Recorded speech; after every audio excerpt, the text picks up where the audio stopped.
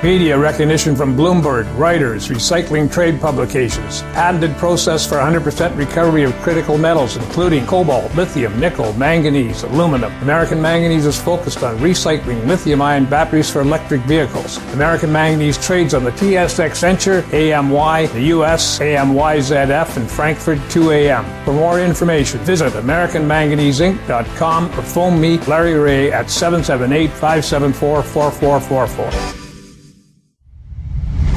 You're listening to HowStreet.com radio, available online at TalkDigitalNetwork.com. Welcome to HowStreet.com radio, the online source for market opinions. Here is Jim Goddard. My guest is Sean Brodrick, senior editor at WeissRatings.com. He's speaking to us from Florida. Welcome back to the show, Sean. Thanks for having me on. The stock markets, all three major ones, pulling back sharply today. Do you have any reasoning behind it, or was it just time for a bit of a correction? Well, it is time for a correction. Normally we have a few 5% corrections every year and about a 10% correction twice a year. We haven't had that. I mean, it's been a heck of a year for the stock market, so we're overdue. But what's really kind of moving things, and has been since Friday, is fears of inflation, right? I mean, U.S. headline inflation hit a 12-month high in March, and we get new inflation data on Wednesday. And analysts are expecting headline U.S. prices to jump again, but jump more, this time up to 3.6% annually. So that's the kind of thing that's shaping investors' views on the market now.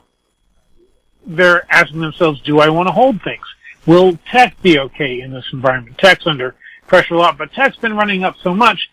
I mean, if you're optimistic, you're just looking at this and saying this is a short-term noise.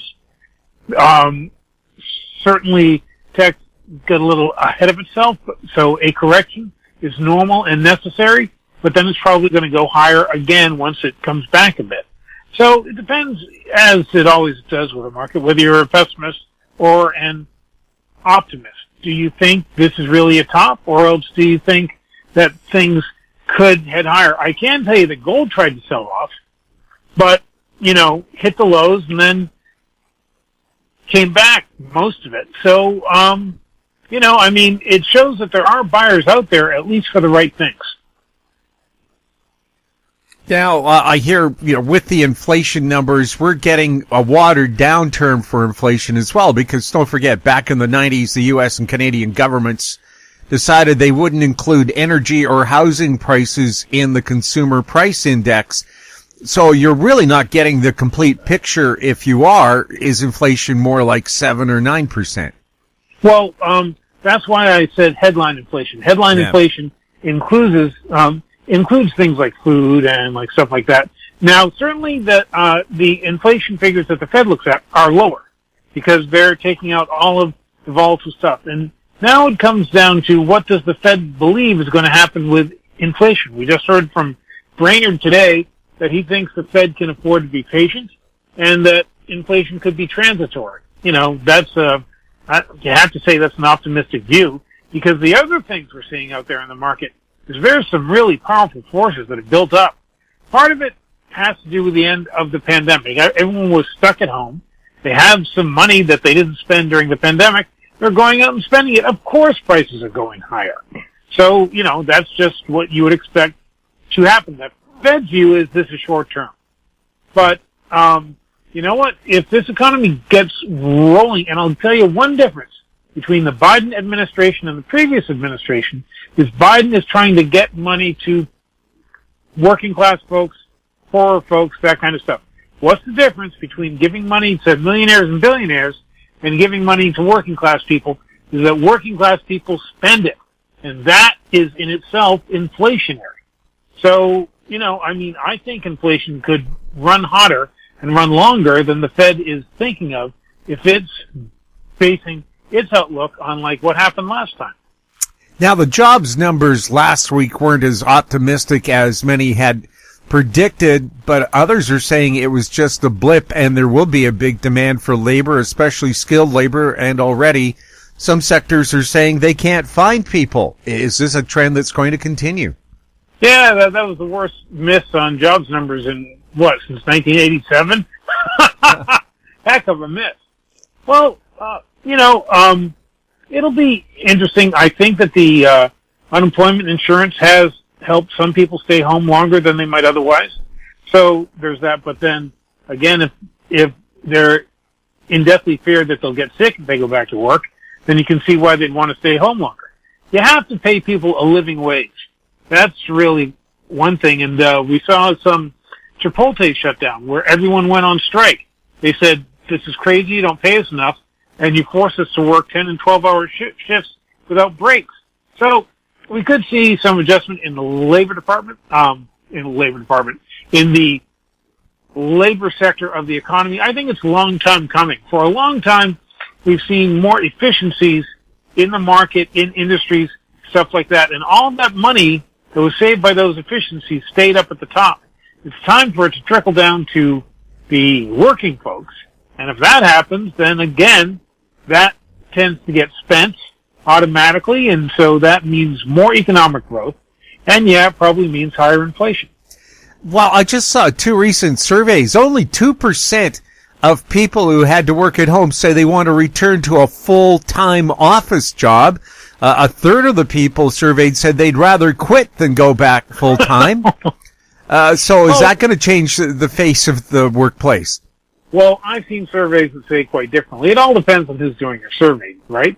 I mean, I'm not going to quit when I go back to the office. I'm actually looking forward to going back to the office.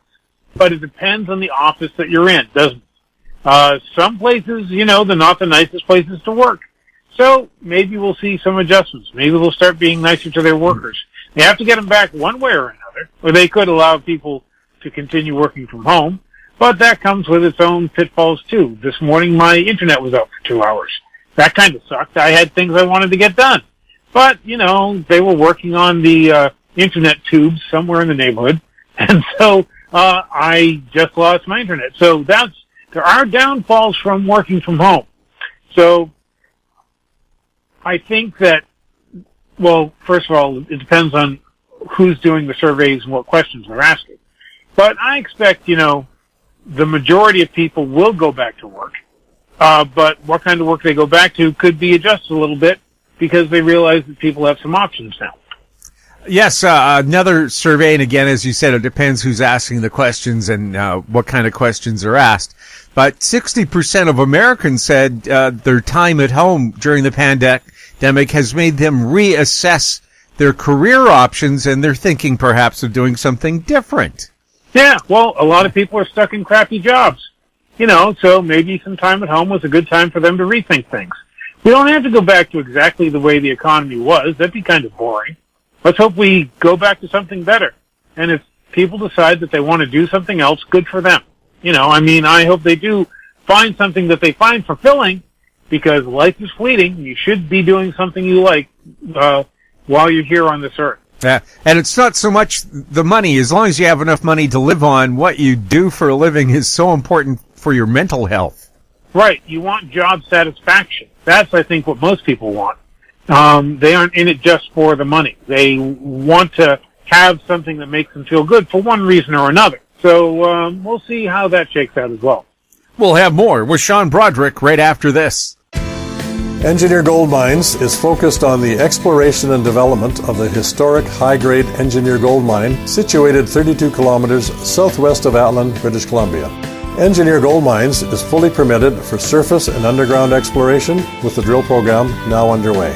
Engineer Gold Mines Limited trades on the TSX Venture Exchange, symbol EAU. For more information, please visit us at engineergoldmines.com. Welcome back. We're speaking with Sean Brodrick. Sean, what's going on with gold? Well, I have to tell you, I just recommended a new gold position to my gold and silver trader subscribers using the pullback we had this morning to add a new position. This is basically because of a breakout I've seen in gold miners. And we could see some pullbacks. As I told my subscribers when I made the recommendation, who knows how long this this pullback will last. 1 day, 3 days, a week. But the big trend in gold has turned. Gold hit a significant bottom in March and tried to pull back in April. That pullback got bought pretty hard. So we just had a May pullback, and then it took off again. So gold is zigzagging higher. You want to buy the pullbacks. And, where is gold going? I expect certainly we'll see $1,900 gold this year.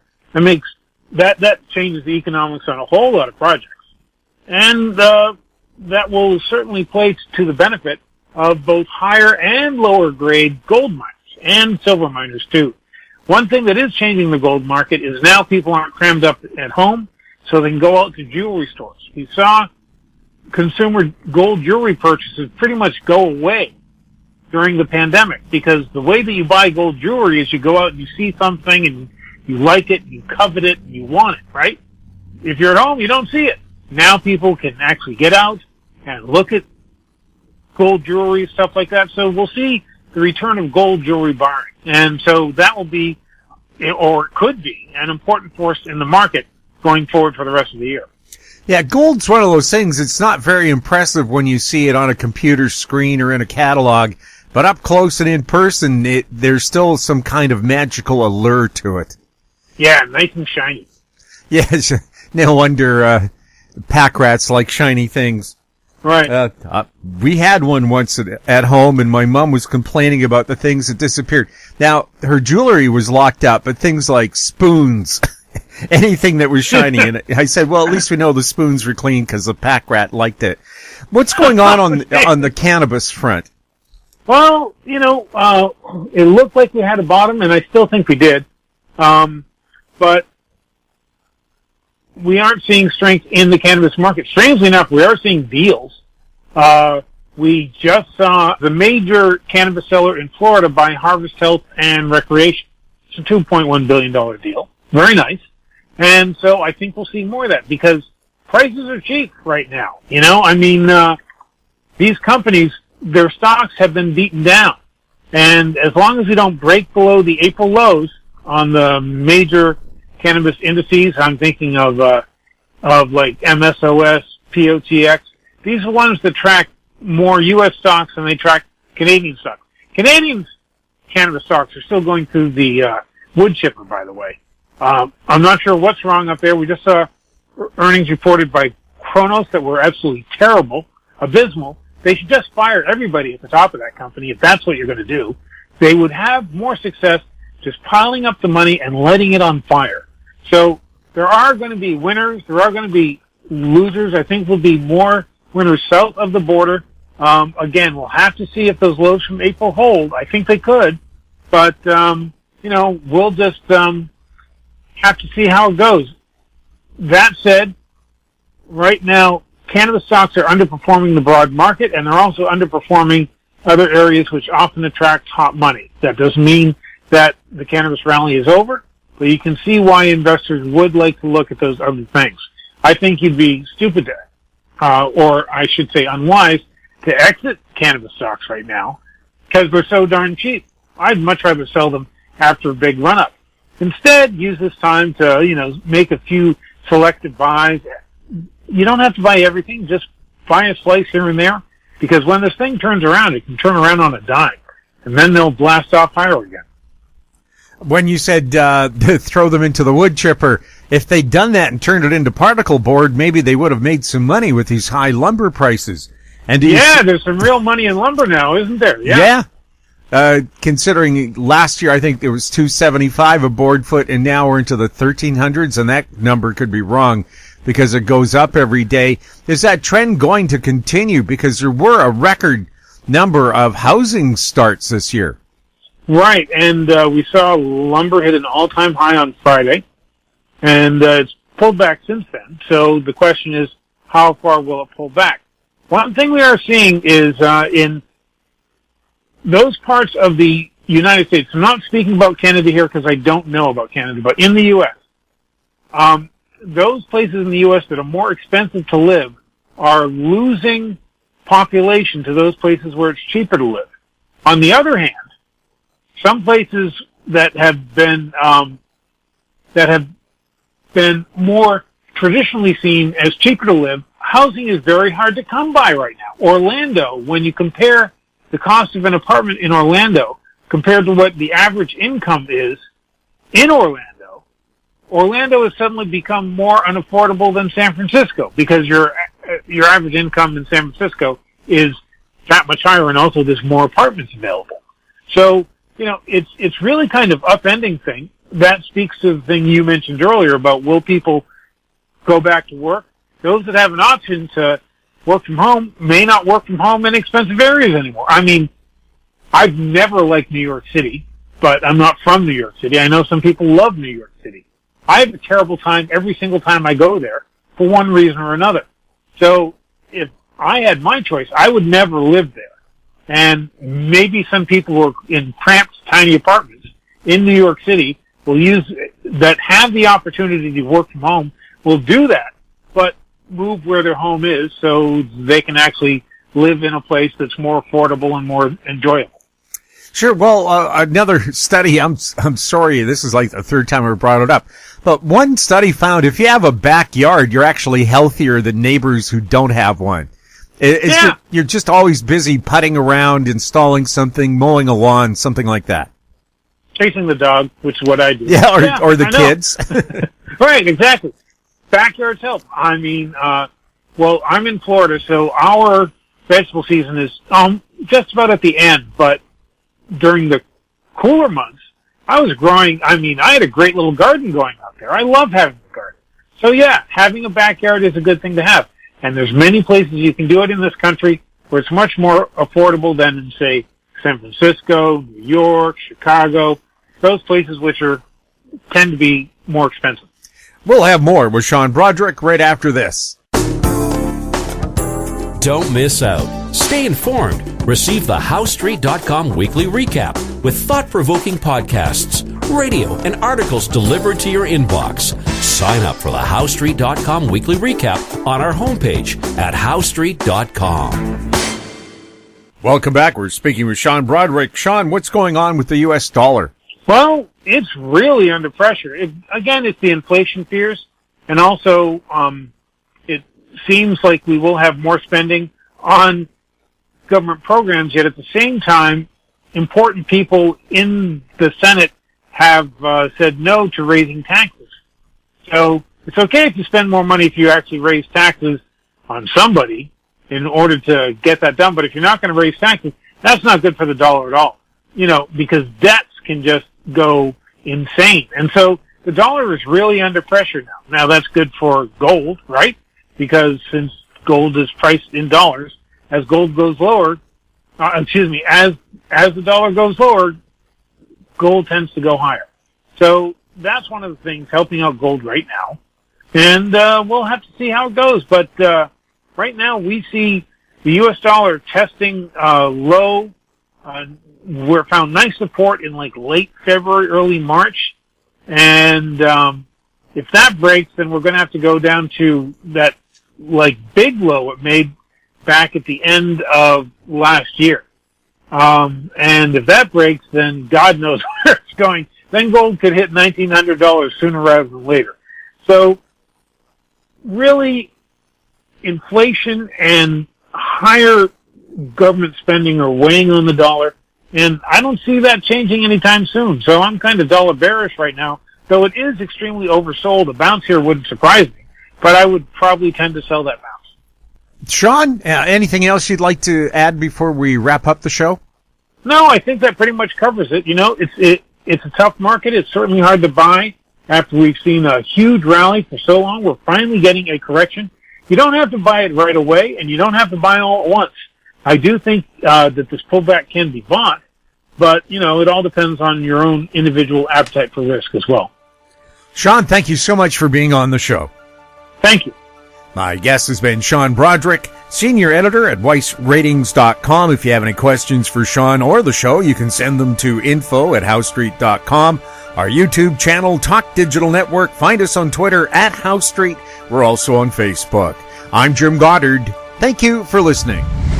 Comments made on HowStreet.com radio are an expression of opinion only and should not be construed in any matter whatsoever as recommendations to buy or sell any financial instrument at any time. Available online at TalkDigitalNetwork.com. HowStreet.com radio is a production of How Street Media Incorporated.